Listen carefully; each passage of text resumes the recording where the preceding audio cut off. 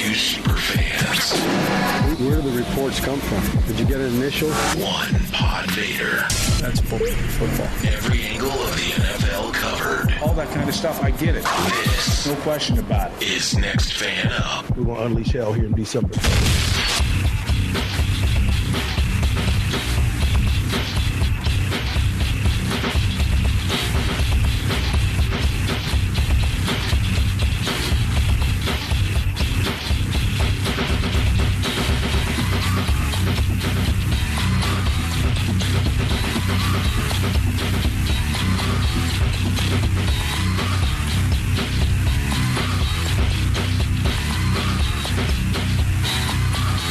All right, what's going on, NFL fans? Ron here with you, Dolphins Superfan 102, to recap our Week 7 action. We're going to have a couple, just one or two Superfan recaps. Superfan, some of them in a bit of a slumber today. Some of them sore their losses. Maybe the others have just had a little bit too much to drink in celebration. But right after that, I'll be back to recap the rest of the action. Green Bay Brian here to break down the Packers' 42-24 victory over the Oakland Raiders.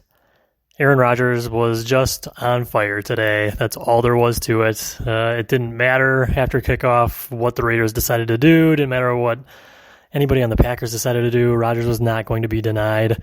25 of 31 for 430 passing yards, 5 touchdowns to 5 different receivers, ran one in himself. So the man was a one-man Raiders wrecking crew. The receivers we were playing with today, we had Marquez Valdez-Scantling and Geronimo Allison on the injury report all week. I don't think either practiced, but healthy enough to play, and both kind of had some pretty big contributions. MVS had a 75-yard catch and run for a touchdown.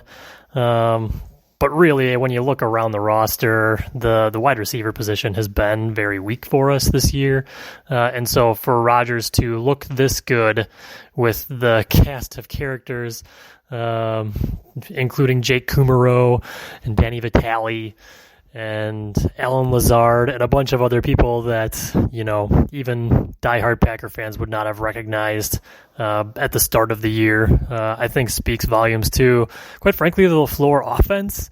I think there were stretches of the game last year where, we had better receivers than we have now, and just the scheme of the offense was just so rudimentary that you'd see Rodgers stand back there and pat the ball. Nope, not anymore. Not at least for the last few games. He's hitting his back foot, looking around, and having time to find open wide receivers down the field. I think he was really very, very, very well protected today. I think the Raiders got a sack on him, but beyond that, was largely unhurried for most of the day, so that's always a pretty lethal combination. Rodgers, who's clicking, and an offensive line who's giving him time.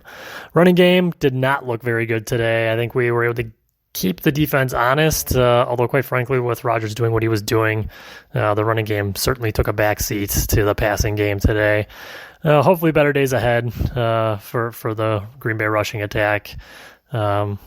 Hopefully better days are ahead for the defense too. I think, we gave up a couple of late touchdowns, but the Raiders really did move the ball pretty well on us. Green Bay was fortunate to have the ball fumbled through the end zone by Derek Carr, so it took 7 points off the board for them and gave us possession just before half. We had another interception in the end zone by Kevin King. So certainly opportunities for points for Oakland. But really the Packers defense stiffened up in the red zone when we really needed them to. There was another 4th and 1 stop on the goal line of Josh Jacobs by a hard charging defensive front. So we got the win.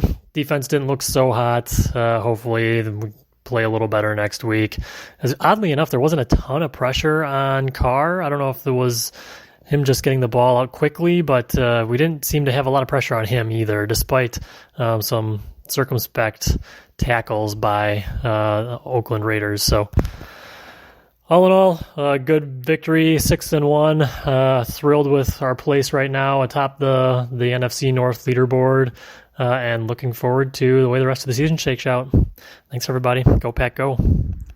Hi, this is Tom, your Bears rep, recording after the Saints' dominant victory over the Bears at Soldier Field. The Saints did a wonderful job on both sides of the ball of more or less kicking the Bears up and down the field. I'd say particularly their defense did a wonderful job today. Their front seven was dominant. They stopped the run early, and they earned the right to rush the passer, which they did for virtually the entire second half, as they more or less pinned their ears back and went after quarterback Mitch Trubisky, and really dominated the Bears' offense. As far as the Bears are concerned, the defense was fine. They got worn down to a nub as the offense left them on the field for virtually the entire game. As far as the offense goes, there are only so many ways that you can say the word putrid. I mean, it was a terrible offensive performance, the worst I've seen in 20 years. You'd have to go back through some really terrible offenses to get back to something as bad as what I saw today. Probably the early 2000s when Dick Duran was head coach.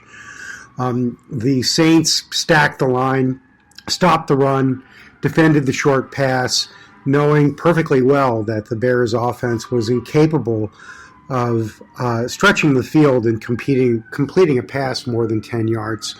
Really a terrible performance. Mitch, and you have to lay a lot of this at the feet of Mitch Trubisky, who was very inaccurate today, and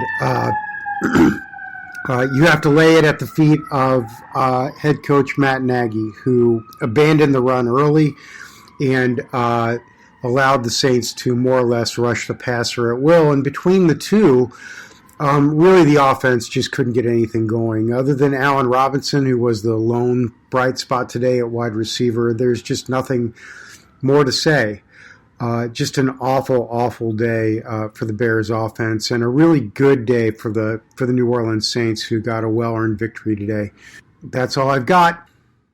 What's up, everybody? This is Justin, the Seahawks superfan. I'm here with Don, the Ravens superfan. Don, as we both know, your Ravens were victorious coming into Seattle, beating the Seahawks by a score of 30-16? Something like that? I don't know. It doesn't matter. It was a very rare home loss and an even more rare double digits loss for the Seahawks. This is a game that I think for the first quarter and a half, I thought might turn into a Seahawks blowout victory, and then things turned hard. So let's go ahead and start with what you were seeing in the early going of this game, because it was tough sledding for the Ravens when the game began. Yeah, I mean, I think they not that they went incredibly pass happy, but they definitely went more for the pass than they did in the second half. They let a lot of some drops along the way, of course, from the Ravens receivers, but it never got in a real rhythm, and defense was on the field more than I'd like to see them, and especially in the first half. I think Seattle had the ball for about 6 more minutes than the Ravens did, and that's the Ravens' MO is ball control, run the football. They ended up being 13-13 and a half. So I mean, I anticipated a close game. I anticipated a lot more points like you did, but that's not how it turned out.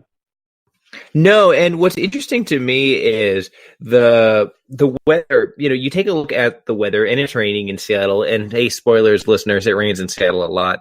I think what people don't anticipate is that just the sort of rain that you get here, it's this like mist, and it makes everything super, super slick.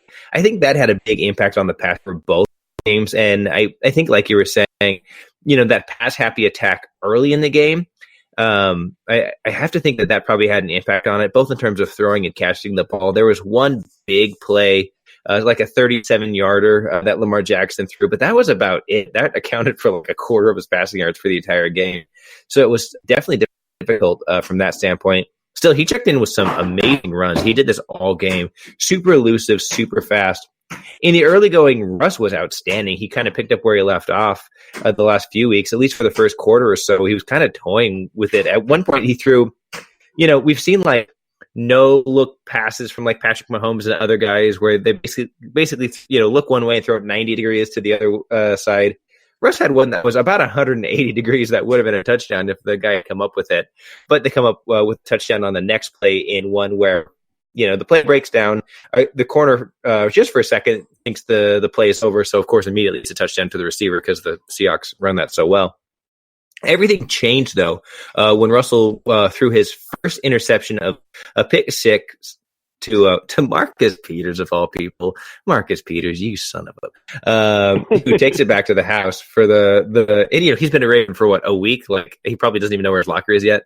No, he doesn't. Yeah, so he takes that to the house, and then that was pretty much all downhill from there. Like you said, the game is tight at the half. Seahawks did the ball to start the second half and do nothing with it. And from then on, score 0 touchdowns, score a single field goal. But, man, the Ravens, the run game came alive in the second half, didn't it? Yeah, I mean, they went back to the bread and butter, and obviously with the Lamar runs, I mean, again, over 100 yards again for him on the ground. I think what surprised me the most, I mean, obviously because of the scores, but the Ravens defense, I mean, if Russell Wilson wasn't Russell Wilson, as good as he is, there would have been a lot more sacks for the Ravens defense, especially like you talked about in the first half. I mean, that touchdown, throw it as he's falling to the ground. I mean, he just makes those ridiculous plays. But was surprised, they didn't get the sack numbers that they could have, but the amount of hits that Russell Wilson was taking, and they had a couple, roughing the passer calls, which didn't help their cause. But I know Seattle's offensive line isn't exactly like their strong suit, but it surprised me how much the Ravens were getting there, hitting home. Marcus Peters definitely needs some more time. Definitely didn't look like he was, obviously solid. I mean, you can't after getting traded on Tuesday. You're not getting there until the day after. But yeah, just using his instincts and baiting him into that interception, which is not something obviously you see. But it seems like every time they talk about, the first thing they said coming in the game is was 200, a little over 200 passes, without an interception. Like, that's clearly the jinx. I mean, they're clearly, network is clearly setting them up for disaster, and then it ended up happening. Yeah, and not only was there that pick six, which I think that's on his career. That's not something he's not Matt Schaub. Let's put it that way. Later in the game, as a Seahawks fan, I'm just kind of conditioned to always think that as long as we're within like a score or two with like 4 minutes left, it's probably 50-50. We're going to win.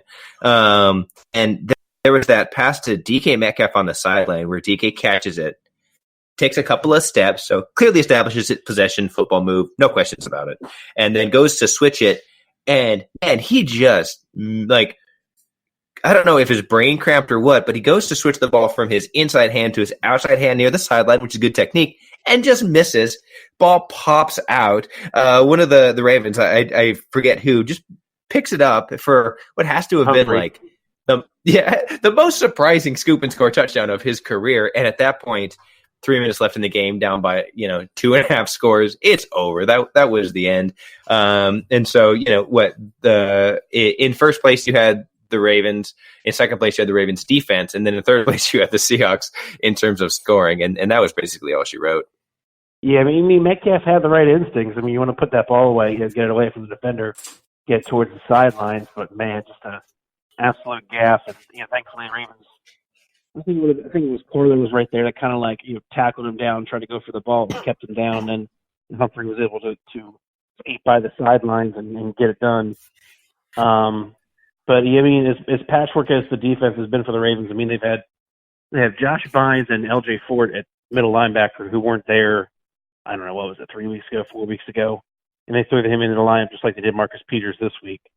Pass rush is still a concern going forward. We'll see. Ravens had the bye this week, and they have Tom Terrific coming to M&T Bank Stadium on Sunday night, November 3rd. So if they don't get some real pass rush, besides just these blitzes, they could be torn apart, but that's a different discussion, I guess. But yeah, all in all, a pretty convincing Ravens win. It's really what they needed, and again, I didn't anticipate it coming out like that.